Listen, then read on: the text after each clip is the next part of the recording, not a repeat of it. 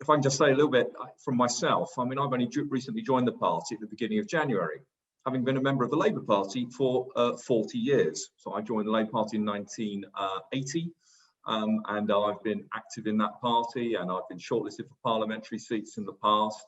And it was something very hard, actually, for me to consider leaving the Labour Party. But I think where it really got down to, and it goes a little bit to the point you raised at the beginning of your talk, George, about Richard Bergen basically not giving a straight answer to a straight question, or a clear answer to a clear question, probably a better way to put it, is I just got increasingly frustrated with the way that once Jeremy Corbyn had been elected, and I share your view, I don't think he was a profoundly effective person in terms of the demands of leadership, but nonetheless, the whole attitude of the Parliamentary Labour Party in consciously seeking to undermine him and the whole of the agenda that was being put forward, the behaviour of people like Wes Streeting was just frankly outrageous. And I thought it was just so diabolical, I got quite disillusioned with that.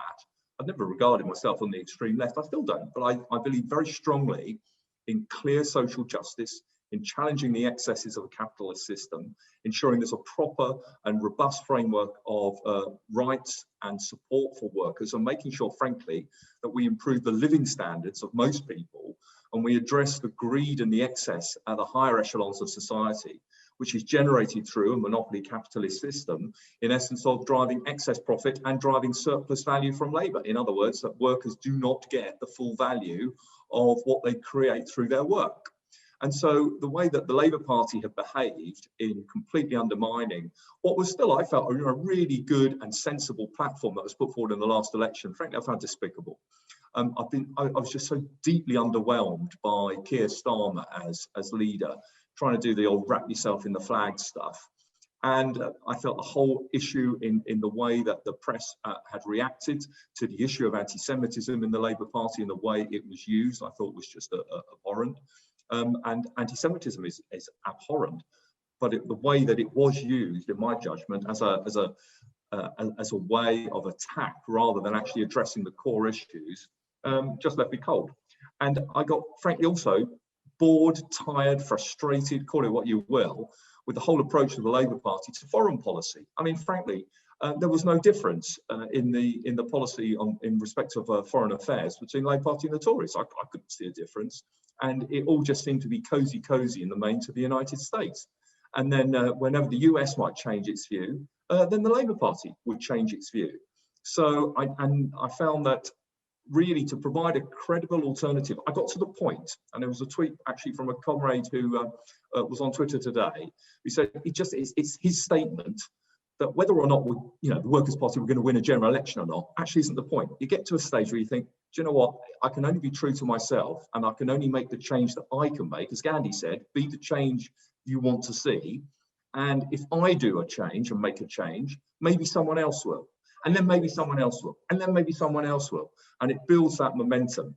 So for me, it's actually feeling from a position where, having left a relationship of 40 years standing, I actually feel really liberated. And I sort of feel already, frankly, in an environment where, putting it bluntly, amongst friends, comrades, people where actually we just want to make a change. We're not idealistic in a naive way, but we're trying to drive real and important change and to use our influence in whichever way we can, whether it's within trade unions more broadly, through the fact that we have a very high profile leader in you, George, who's very articulate, and you have a very strong presence, that actually we can make our voice heard and our influence felt. And frankly, whether we're circa 4,000 members or not, I think we can magnify the effect that we have through working collectively and through putting our case so clearly. So it's really a pleasure for me to be actually part of the discussion today. I just listening to the debate that we've had shows, I think, the maturity and the focus that all of the contributors have had today. And I think, George, with your profile as well, and with the leadership that we've got, I think we can have a real impact. And whether it's on the Scottish issue, with the referendum, more broadly on workers' rights, on international position, I think we've got a lot to offer. So I think we should take our voices. We may be small, but I think we're perfectly formed, and we can make a loud voice and have a big influence.